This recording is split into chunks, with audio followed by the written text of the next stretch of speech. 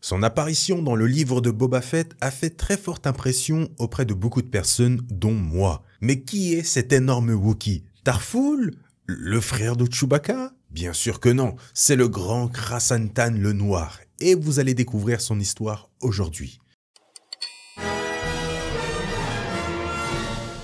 Déjà avant de commencer, parce que je sais qu'il y a une majorité de néophytes à l'univers étendu qui me suivent, j'ai une question pour vous. Qu'avez-vous pensé du personnage de Krrsantan en live action?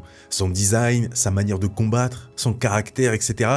J'ai vraiment envie d'avoir votre retour en tant que néophyte qui ne connaît pas le personnage. Et même d'ailleurs les pros, dites-moi ce que vous en avez pensé. Le trouvez-vous fidèle aux comics? Faites-moi de belles phrases dans les commentaires pendant que je vous conte l'histoire du chasseur de primes le plus féroce de la galaxie.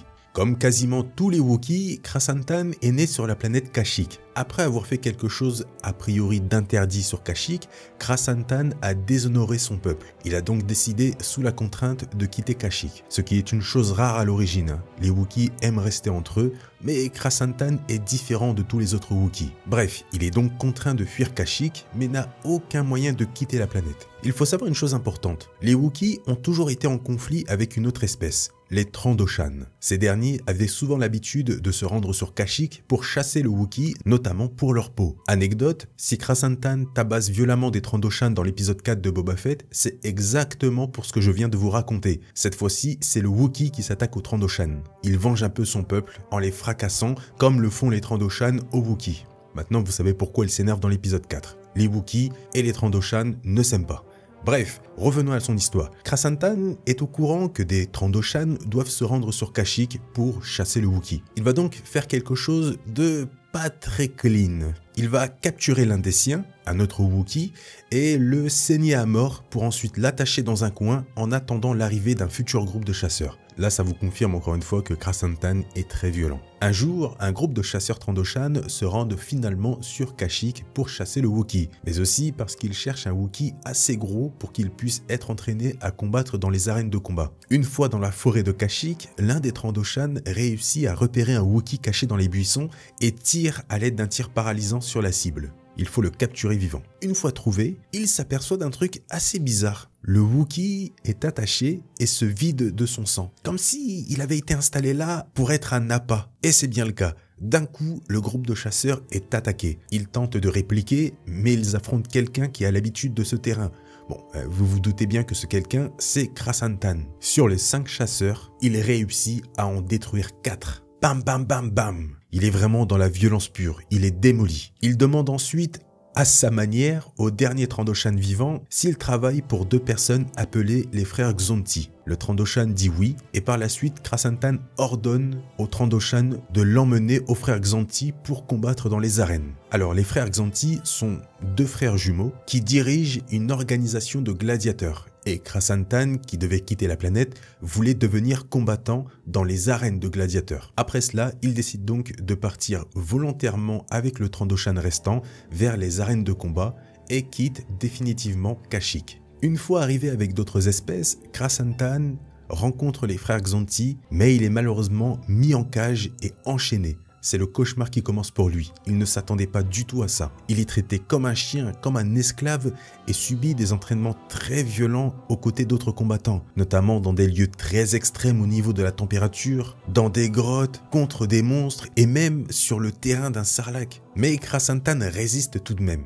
Et pour attirer les meilleurs acheteurs de combattants, puisque les frères Xonti, eux, étaient juste là pour entraîner de futurs combattants pour ensuite les vendre, les 2 frères jumeaux vont vouloir modifier le corps de Krrsantan sans son consentement bien sûr. Ils vont avant tout découper toute la chair de Krrsantan pour renforcer son squelette et y ajouter par la même occasion du métal au niveau de ses poings. Je peux vous dire qu'il a extrêmement souffert.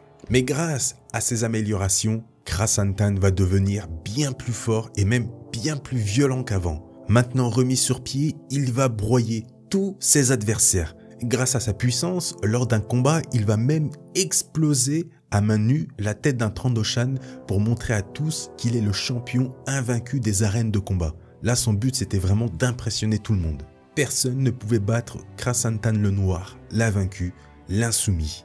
Et pour vous montrer à quel point il est puissant, vous voyez l'espèce des dieux Wotan, dont fait par exemple partie la 9e sœur ou par exemple celui qu'on voit dans l'épisode 7 dans le château de Maz. Vous voyez le gros machin là. Vous pouvez voir quand même que c'est une espèce vraiment énorme et qui aime d'ailleurs combattre. Eh bien, Krrsantan, avec un seul et unique coup de poing, a réussi à mettre KO un adversaire de son espèce. Un seul coup de poing. Une fois devenu champion poids lourd, Krrsantan décide de quitter l'arène des gladiateurs, sûrement par ennui de gagner tous ses combats, et devient chasseur de primes indépendant. Entre-temps, il va se faire mettre de la peau synthétique au niveau de ses mains pour cacher ses 2 mains métalliques. Bref, une fois chasseur de primes, Krrsantan décide de se rendre sur Tatooine auprès de Jabba pour lui offrir ses services. En sachant que Krrsantan est un peu un chasseur de primes de qualité master, ses services sont très chers.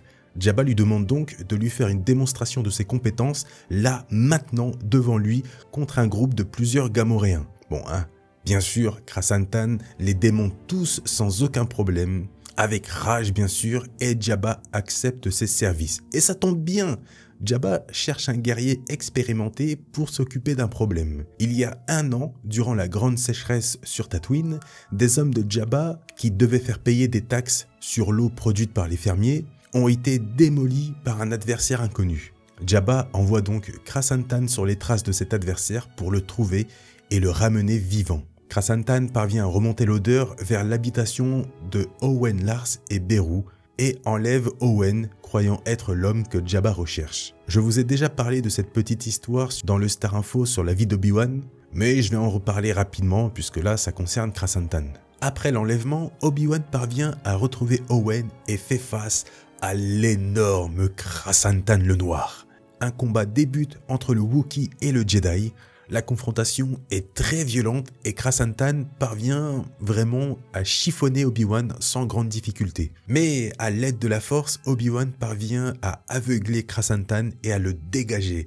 Mais ce dernier revient à la charge et tente d'écraser Obi-Wan avec un énorme rocher. Mais le Jedi n'a pas dit son dernier mot. Obi-Wan réussit à sauter au-dessus du Wookiee en tranchant le rocher, mais parvient aussi à toucher l'œil gauche de Krrsantan, ce qui va lui laisser une belle cicatrice que vous pouvez voir dans la série Boba Fett d'ailleurs. En étant aveuglé, malheureusement pour lui, Krrsantan finit par chuter d'une falaise, mais réussit à survivre. En voyant son échec, Krrsantan décide de quitter Tatooine pour plusieurs années par peur de représailles de la part de Jabba à cause de son échec. Il revient finalement des années plus tard, quelque temps après la bataille de Yavin, et retourne au service de Jabba. Les tensions se sont a priori apaisées. Ce dernier va d'ailleurs offrir les services de Krrsantan et de Boba Fett à Dark Vador. Oui, Boba Fett et Krrsantan se sont déjà côtoyés plusieurs fois. D'ailleurs, anecdote, selon Boba Fett, Krrsantan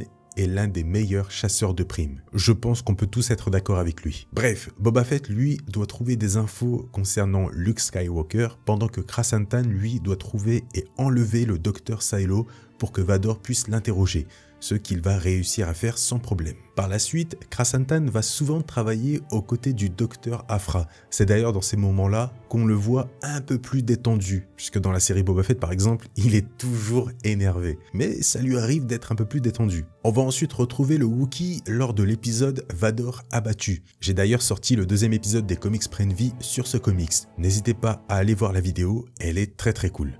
Bref, Krrsantan se rend sur la planète Vrogasvas pour tenter d'enlever Luke Skywalker, mais Chewbacca intervient pour empêcher cela. Et là, je sais pertinemment que vous vous êtes tous demandé lorsque vous avez vu Krrsantan dans la série, tiens, je me demande qui pourrait gagner dans un combat entre Chewbacca et Krrsantan. Je sais que vous vous êtes posé cette question, et vous allez avoir la réponse maintenant, puisque les 2 Wookiees se sont affrontés dans un combat de pure force brute. Les 2 Wookiees s'échangent un tas de coups violents, mais Krrsantan a tout de même un peu l'avantage sur Chewie. Alors qu'il tente d'écraser Chewbacca avec un rocher, Krrsantan se prend une énorme droite de Wookiee tellement puissante que Chewie explose le rocher et fracasse Krrsantan qui est mis à terre.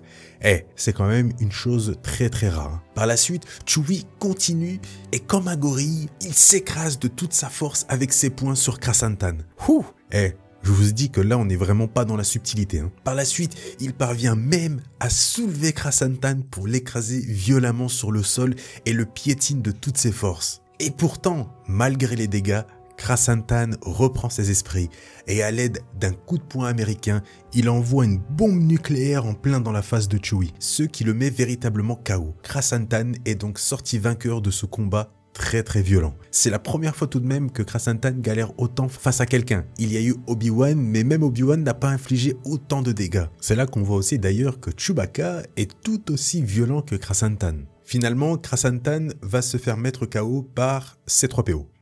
Alors, laissez-moi vous expliquer. En gros, il a foutu un énorme coup de poing dans le torse du droïde et va se prendre une énorme décharge électrique qui va le mettre KO. Bref, on pourra ensuite le retrouver une nouvelle fois aux côtés ou contre le Dr Aphra dans la série du même nom que je vous invite bien sûr à lire. Et c'est des années plus tard, comme vous le savez, qu'il va être embauché par les jumeaux pour tenter de reprendre Tatooine.